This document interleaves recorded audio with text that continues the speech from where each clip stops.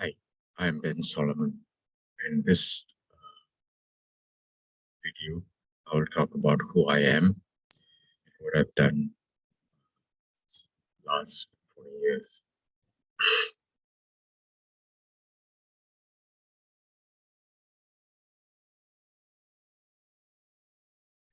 This presentation is divided into two parts. Part one is who am I, and part two is the common group that I've done working in industry.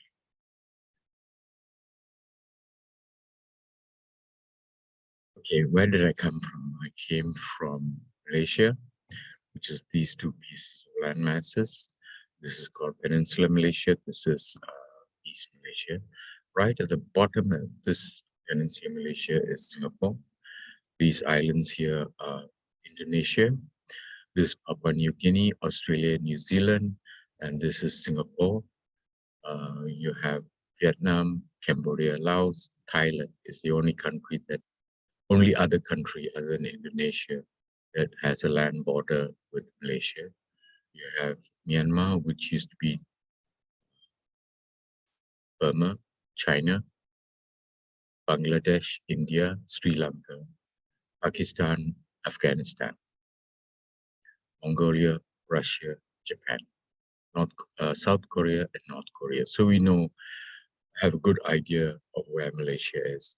And if you drill all the way through the earth to the other side, you'll come to the United States. And Malaysia got its independence in 1957 from Great Britain. Today, Great Britain is known as the United Kingdom. And the lingua franca, because it's composed of three races, Malay is about 60%, Chinese about 30%, Indians about 10%, and others, I come under others. There was race riots in '69 between the Malays and the Chinese. And you could say the Malays won. They took political control of the country, and they changed the lingua franca from English to Malay. And they changed the name of the language from Malay to Bahasa Malaysia, which means Malaysian language. So that's a little bit of history in Malaysia. I spent 40 years working in industry, 40 plus in operations IT and IT with Nexus Instruments, banking and finance with doing credit risk with GMAC Commercial Holdings, later bought up by KKR and company, renamed Capmark. And I did commercial industrial lending with UMB Bank and Key Bank. And I was in Malaysia for a while. I was equity research analyst with one of the largest brokerage firm in Malaysia, TA Securities. And I did this strategy and business re-engineering with Cooper's Vibrant Management Consultants, now part of PwC. And I was head of corporate planning at Westport, and I did re-engineer Unilever Malaysia supply chain as one of my assignments with Cooper's Vibrant. So Texas Instruments in Malaysia was a 6,000 SKU factory, stock keeping units. That means they produce 6,000 types of devices, and was TI's largest assembly test site at that time. And I was responsible for two mini computers, TI 990s. I developed the engineering yield system and the daily factory starts scheduling system, planning system. And that reduced the work in progress from 5 days to 3 days. I laid down the mathematical model and invented a language called DSW, Daily Factory Starts, SQL Writer, to write SQL code from the problem structure that was implemented in a relational database. And somebody wrote the interpreter, and another person wrote the mathematical programming engine that solved the scheduling problem in C. I also, while I was there, also built mathematical models of testers. There was special type of machines, and those results were used to um, determine what products were tested with what other products, because these testers can test two different products at the same time. And it increased test area capacity by 30% by selectively bringing on some of the idle machines without any expenditures. And it was also used to determine the product cost. What I figured out was that scheduling can become very complicated if you don't structure your problem correctly. Machine capacity a lot of us look at machine capacity as a balance sheet problem or as a revenue problem. It's not. Machine capacity is first and foremost a scheduling problem. When you don't have enough machine capacity or the right equipment type, then you have a substantial scheduling problem. Only after you have solved that can you get the right capacity utilization, and will you be able to depreciate machines you require to support the scheduling and the revenue problem in your balance sheet. So there are many types of people. It's not an accountant who handles equipment capacity or production manager. You have to have the production manager, the accountant, and the planning managers, and some of the IT guys who do work with the scheduling side of the problem to come together and look at equipment capacity in a factory. And that's rarely done. One of the things I figured out doing all this work at Infectious Instruments, I may have been doing programming in Pascal, but I have an operations research background, and which is statistics and algorithms. And so I finally figured out in the real world, there are three types of decision problems: decision assist, decision optimization, and decision making. And you will see, if you understand what you're looking at, you will see these three things coming together in various forms and significance. GMAC Commercial Holdings was a subsidiary of GMAC, General Motors Acceptance Corporation, and KKR and two other partners, I forget whom, bought over Commercial Holdings arm and renamed it Capmark. And when I was there, I did a ton of work on risk capital requirements. That means you had to understand what are the extreme losses when you have portfolios of mortgages. And to be able to do that, and with my stats background, I read a lot of papers on credit and default risk. And when one day I decided, hey, how many papers did I actually read? So I started piling them one by one. I started piling them. And to my surprise, it came up to 6 feet high, more than 6 feet high, a whole stack of all the academic papers. That's what I had to do. And later on, I moved to UMB Bank, and after that, Key Bank, and I did commercial and industrial loan lending. That's where I got my exposure on how banks think about their mortgages and their loans. And at Unilever, I re-engineered their supply chain. It was $100 million company in terms of revenue those days. And I won that contract. I presented the case why Coopers & Lybrand management consultants should do this.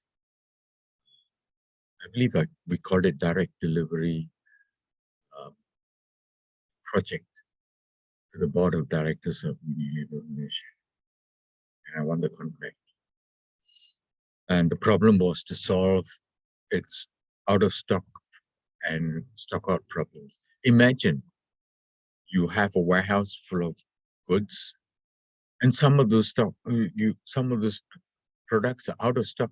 You cannot sell them, and some of them are excessive amount. They are overstocked, and that is a scheduling problem. Do not solve the scheduling problem. You cannot solve the two apparently contradicting situations. And I'll talk about Westport in a slide further down.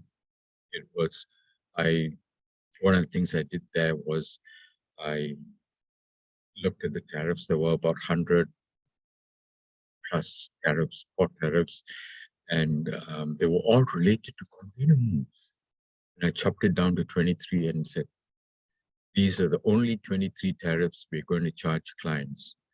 And they're all related to container throughput through the wharf, so that containers do not sit in the wharf, in the container yards.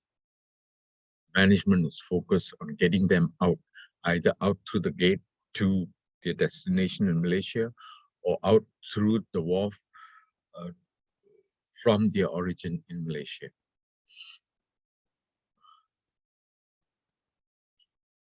I believe in education. I have a bachelor's in electrical and electronics engineering from Aston University. Aston University at the time was one of the new universities that UK had formed, and it was about 10 years old. With that degree, I moved to Lancaster University in 1980 and got my master's in operations research in 82. I took a 1-year break between the two, and I said, and operations research is basically algorithms and statistics that gave me the foundation to understand a lot of things. And then in 95, I took a distance program, offshore distance program with University College Dublin to study banking and finance, also a specialist master's degree. And that program was the oldest graduate finance program in Europe. It took about 5 years to complete. Today, we will not call them distance program, we will call them online programs. But the lecturers were brought in from Ireland at the end of the term for the last 2 weeks to recap the entire term's work. And local lecturers were people who were chief financial officers of major companies or were well-regarded professors at the universities.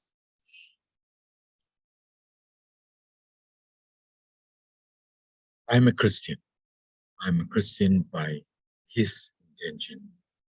The Lord appeared to me in 1973 in Kota Baru, Malaysia, when I was 15 years old and a sophomore in high school. And he appeared to me in 2019. As a result, I have been both a Protestant, baptized as an evangelical Lutheran Church of America, as one of them, and as a Catholic. Now, having been on both sides, now I just follow the path He has given me. My personal belief, Jesus Christ is Lord and Savior. And He said, give to Caesar what is Caesar's, and give to our Father what is His. That is the beginnings of the concept of separation of church and state in the Western civilization. The other thing that is important to me is free markets. I very strongly believe in free markets, and they are the most, if you examine history, you examine the economies of all the countries around the world, if a country does not strongly believe in and implement free markets, they will not survive for long. In extreme cases, the Soviet it fell apart. It doesn't exist anymore. And free markets are the most efficient method or approach to weed out badly run companies from the very well managed companies. Okay, part two, the common good, fruits of my labor. The Lord said, everyone to whom much is given, much was given, of him much will be required. Luke 12:48. Since the Lord has given me an IQ of 164, my focus has been to develop elegantly simple solutions that everyone can implement and benefit from. And these are examples. So this is the what I did at Westport. This is Peninsula Malaysia, and this is East Malaysia. Down here is Kalimantan, the Indonesian side of the island of Borneo. And here you have Sumatra, which is the Indonesian side, another the island closest to Malaysia, Peninsula Malaysia. Here we have Singapore down here. Singapore in 1995 was the largest container port in the world. Very few people know that, but it was the largest container port in the world. And there's a bridge, it's called the Causeway, that joins Singapore to Malaysia. Down here, up here, we have Kuala Lumpur, the capital of Malaysia, and the city of Klang close by. Port Klang is on the shore, seashore here. And the sailing time from Port Klang to Singapore is about 4 hours, and Westport is part of Port Klang. So 35% of Singapore's trade with the rest of the world is derived from Malaysia. So the objective was to capture a substantial portion of that trade to Westport. And Westport was at that time a $1 billion US dollars infrastructure project, which is still under construction. Some of the terminals were still already operating. The oil terminal was operating. There was a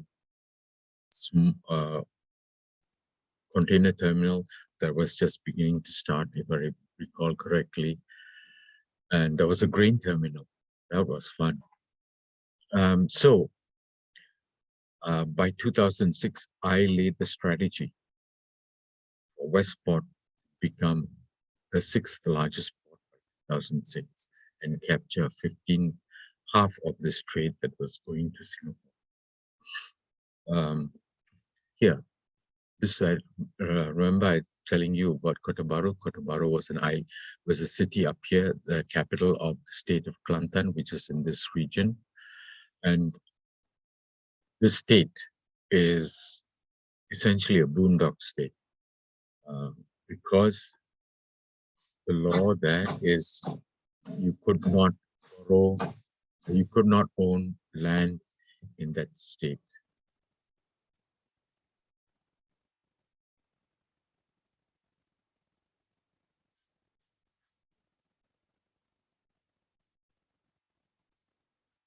Oh Lord.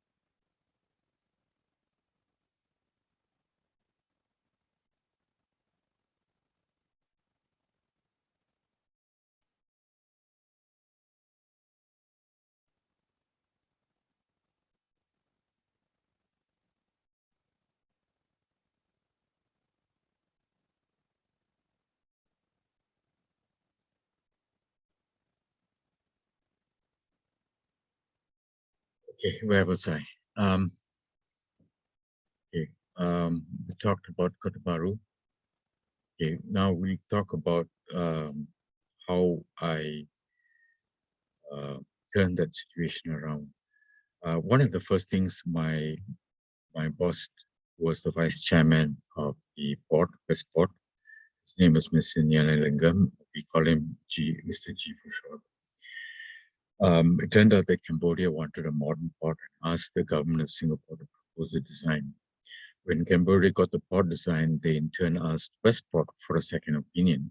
And Westport civil engineering consultants kept for 3 months and could not see anything wrong. So Mr. G sent the port design to me and asked me for my opinion. I spent a few hours looking at it, knowing that I had no idea about port design or civil engineering. I did research port design.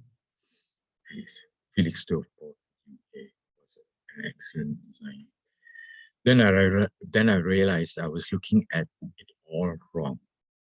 This was not a civil engineering problem. How could it be that the government of Singapore would not do that? It would not. The government of Singapore would not be giving its neighbors bad designs. It was a supply chain problem between Cambodia and Singapore. It is actually Singapore's solution to being a major port hub to the ASEAN nations, Association of Southeast Asian Nations, Malaysia, Singapore, Indonesia, Philippines, Thailand, Myanmar, Cambodia, Vietnam. And so I found it. I found the problem. It was that the container terminal was, you have a port full of series of terminals. On one side was the oil terminal, and you have a port container terminal in the middle, and a cargo terminal, and a few other terminals. I forget what they were. That was the problem. The solution was to move, the correction was to move the container terminal from the middle of the port to the end of the port design, so that when the port container terminal needs to be expanded, it can be expanded all along the coastline. And that was the solution that came, that was the correction that needed to be made to the port design. And so Mr. G informed the Cambodian government that need. When I was at Westport, I re-engineered the port's business processes and tightened the financial controls to make Westport a fast port. That means, like in manufacturing, you call it a lean process, a lean supply chain. In the port industry, it's called fast port. And I stripped out all of the 100 plus tariffs. I stripped them down. I looked at it and I said, hey, these are container moves. You can take a container and move it to another end, one end, the other end of the yard, and then you charge the shipper. So if you need, you can play games with revenue. You can take every time you're beginning to fall short of revenue, you just move a few containers around, charge the shipper, and your revenue's back up. I said, no, that's playing games with revenue. I stripped all the tariffs that were like that, and we had finally 23 tariffs that focused management on getting the containers out of the port, either out to the gate to their destination in Peninsular Malaysia, or from their origins in Peninsular Malaysia onto the ships. And that's how we sped up the port. And when we compared inbound times, it's called dwell times, we had reduced it to 1 hour, because it gets off the ship, gets on the tractor, and the tractor goes straight out the gate of the port to its destination. Where else? Singapore, the largest container port in the world, that dwell time times, 18 hours. That's very significant improvement.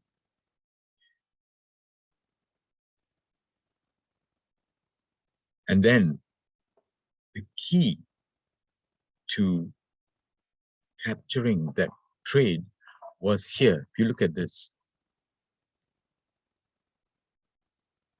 is the definition of port hinterland. At that time, the port hinterland was defined as a 30-mile radius from the port.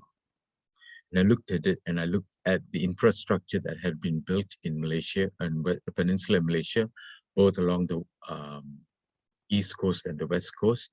And I calculated the drive times, and I said, got it. Our hinterland is not 30 miles radius. Our hinterland was a 7-hour radius. And immediately, this whole peninsula, even down to Singapore, fell within Westport's hinterland. And with that, we got 50% of the trade. Okay, Helsis, during COVID-19 lockdown, nobody could work. I consolidated my experience in credit risk, default risk, and statistics into 2 monographs. One of them was credit and default risk. The other one was on data modeling. And in that time, I invented HELSIS. So HELSIS basically stands for Home Equity Line for Self-Insured Servicing. And this is a graph you will find only in my monograph. You will not find it in any academic publications. The key point is this is the default line. This is how defaults behave with loan age, mortgage age, and the credit risk behaves like this. It's a line up here. And so you can divide the mortgage behavior into 3 parts. Below this line in this region are defaulters. Above this region are prepayers. People sell their properties or get refinance and repay the loan. And in between these 2 lines are those who cure the loan. That means they had run into some problems. They were delinquent before they defaulted and managed to get back up. So HELSIS, what HELSIS does is you have a mortgage with 80% LTV. The top 20% is unused. It's set aside so that when the bank has to foreclose, it can use that 20% as a buffer to ensure that it gets back on its principal. That's if you wait for the loan to default. What HELSIS does is takes a portion of that unused collateral and sets it aside as a combination of HELOC and reverse mortgage. And when the borrower becomes delinquent, it makes the payments to the bank on behalf of the borrower automatically. And so from that, I was able to calculate that, estimate that HELSIS will reduce mortgage defaults by up to 70% without penalizing banks or borrowers. It reduces, because of the drop in the default rate, reduces the bank's risk capital requirements, and it reduces the bank's internal rating-based models on how losses behave and dependence on that. Because there's I think it was a BIS, Bank of International Settlements paper, that working paper that showed that some of these IRB models are not what they're made out to be. So now we are not so dependent on a mathematical theory that is pretty sophisticated, can get pretty sophisticated, and see how all that becomes a very simple solution. Just take out the top part, and you give the borrower time to recover. This essentially happens during recession. You give the borrower the time to recover. The banks still get their payments, The borrower gets to keep his house, and then when he's ready, he can either look at his situation, either uh, continue making payments and a little bit extra because the health cess has to be paid off, or he can sell his property and become a prepayer. So it's a very simple, elegant solution to a very complex mathematical problem. And that's what we need. We need those kinds of solutions. And this is something I've been doing quietly. I've published papers in physics journals. In February 2007, using data modeling techniques, I discovered the first formula in 334 years for gravitational acceleration that does not have mass in the equation.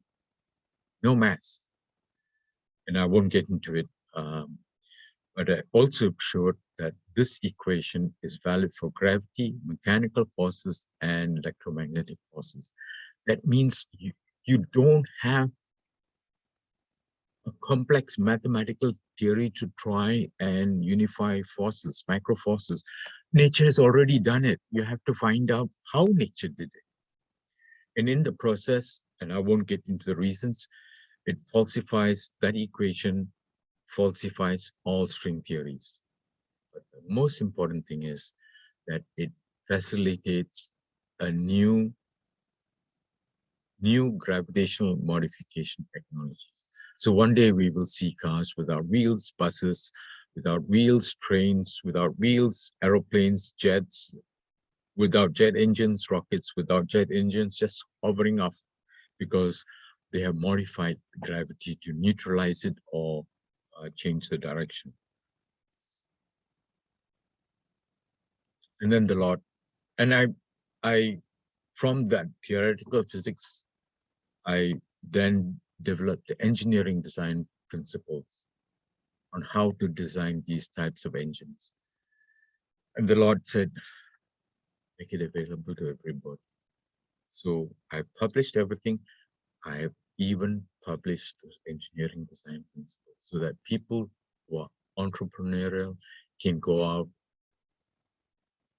and use this physics and design principles to build their own types of technology. Okay, the last of the common good is infectious disease spread. I looked at the reproduction model, which has been scandalous in determining hospital bed utilization by saying that 2.2 million people are going to die in 2 months. This was what was reported at the beginning of the COVID-19 lockdown. And this is a graph from my model. It's a 3-part model. One part of it shows you the behavior of probabilistic behavior of recovery by age of the disease, how long you've had the disease, the infectiousness, how infectious you are by the age, how long you've had the disease. Second probability distribution, the green line, is your probability of recovering from the disease and how long it takes. It takes about a month without medical intervention. And the third probability distribution is mortality. What's the probability that somebody who has COVID-19 will die? And how long will they survive? So it's altogether about 92 days. And note, this portion is here on day 8 is when the body first recognizes that it's infected. It's 8 days. This is COVID-19. The data has not been politicized or massaged. It's clean data. And when I analyzed it, I had to use 2 different techniques, statistical techniques that I invented to get to this point. That's why medical statisticians cannot deliver this type of information. I believe this is the first in medical science. They can tell you how many beds are going to be occupied, but it's so horrendously wrong. It's overblown. Okay. So we're coming to the end. My invaluable contribution in all the fields I've handled, physics, statistics, finance, strategy, manufacturing, has been to grasp complex problems and invent, literally think out of the box, elegant, simple solutions that everyone can understand and agree to. Doesn't matter whether somebody with a PhD says, no, you must do this, you must do that. No, whatever they say, I can grasp it, figure it out, solve the problem, and come up with an easy, simple manner of relating to the common man. Thank you so much for watching this. Have a blessed holiday season.